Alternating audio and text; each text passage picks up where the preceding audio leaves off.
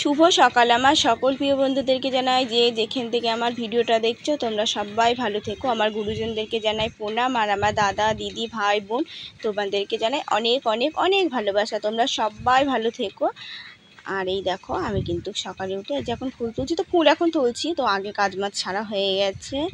যেমন ঘর দোর ঝাড় দিয়ে তোমাদের দাদা ভাইকে ভাত টাত করে দিয়েছি, উঠোন উঠোন ঝাড় দিয়ে এগুলো হয়ে গেছে, বাসি কাপড় চোপড় ধুয়ে দিয়েছি।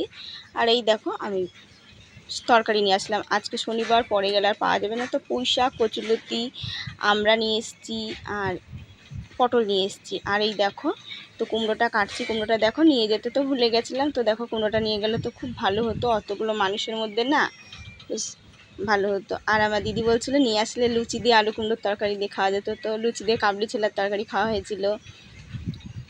আর গাছ চালের পরে আছে, কিন্তু ওই একটা দিদি বাড়িতে দিয়ে আসবো ভাবছি, তো মার একটু দিয়ে দেবো ওখান থেকে, মা তো আর বেশি খায় না, আর দিদি বাড়িতে দেবো, ওর ফ্রিজ আছে, ফ্রিজের মধ্যে রেখে খেতে পারবে।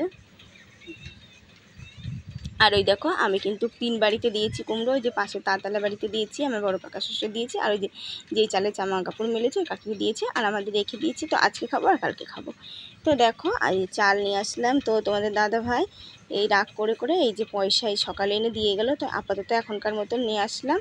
আর দেখি আজকে যদি আনে তাহলে একবারে কটা বেশি করে চাল নিয়ে আসবো, আর না আনলেও বিকালে নিয়ে আসবো। তো 2 দিনকার পয়সা দিয়েছে আজকে।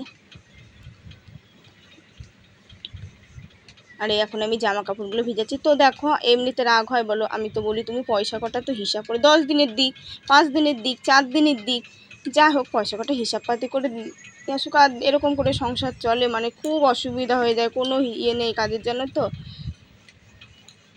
আর মানুষের যে সংসার চালায় তারই মানে এরকম এত চাপ হলে না, এদিকে ফোনটাতে আমি মাথাটা খারাপ হয়ে যাচ্ছে। এই যে ভিডিওটা এখন যে ভয়েস দিচ্ছি, এর আগে কেবলই এই ভিডিওটাতে একটু ভয়েস দিয়ে আবার সেভ হলো না, 5 মিনিট হয়ে গেছে, আবার সেই ভয়েস করে দিয়ে ভিডিও আবার ডিলিট করে দিয়ে এই যে। আর আমাদের ফোনে ছবিও নেই, মানে গুনে 6টা 7টা ছবি, আগে তো তাও 15-16টার বেশি ছিল, ফোনে ছবিও রাখা নেই জানো। তো আমার এই একটা ভিডিওও নেই, তো ফোনে যে এত কি করে কি হচ্ছে কি জানি। আর যাওয়া হচ্ছিল মানে একদমই মারাত্মক হয়ে গেল আমার, এই যে হাতে সেদিনকে ফোনটা হয়ে গেল, হাতের থেকে পড়লো, মানে চারদিক থেকে, মানে আমার যে কিসে ধরেছে সে আমি জানি। আমার এই যে নতুন বছরটা পড়ে মানে খুব খারাপ যাচ্ছে। আর এই দেখো কটা চিড়ে দিয়ে ভাবলাম আম দিয়ে খায়, তো মেয়েরাও হাত খেয়েছে, দেখো আমটার মধ্যেও পোকা হয়ে গেছে, বলে না বড়াতে খাবার না থাকলে যা হয়। তো চিড়ে আর কি আর শুধু খাওয়া যায়, তো রেখে অল্প দুটো চিড়ে আমি মুখে দিয়েছিলাম। আর এই দেখো তো বোন সুনয় না বোন কমেন্ট করেছে, তো শাঁখাটা পরিষ্কার করা হয়েছিল না, আমি ভাবছি পরিষ্কার করবো, আর আমার এতটা খারাপ লাগছিলো না, আর পরিষ্কার করতে ইচ্ছে করছিল না। তো এই দেখো জামাকাপড় ভিজানোর সময় আমি শাঁখাটা পরিষ্কার করে নিয়েছি। আর এই ভিজিয়ে ধুয়েছিলাম, পরিষ্কার এখন করছি, তো ভিজিয়ে ধুয়েছিলাম একটু সার্ফ বেশি করে দিয়ে। আর এই যখন পরিষ্কার করে পরে নেব। আর এদিকে ফ্রিগুলো নামিয়ে নিয়েছি, 3টে ফ্রি ধোবো, টুল, আর এই দেখো চিরুনি দুটো নিয়ে নিয়েছি, পরিষ্কার করব। তো আজকে মাথাটাও ঘষে নেব।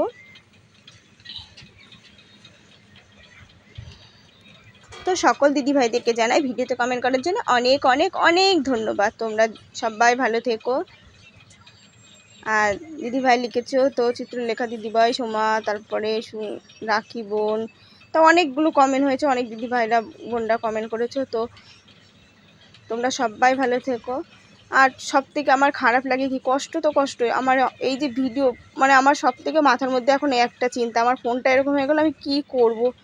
যে ফোনটা মানে আমার দিদি একটু আগে ফোন করেছে, আমি বলছি কী যেন মারানো যায়, বল পাওয়ার মারাই না কি করে না বলে, ওটাতেও যদি আবার ধরো দিদির মেয়ে বলছে যদি ফোনে সব ডিলিট হয়ে গেলে তো ভিডিও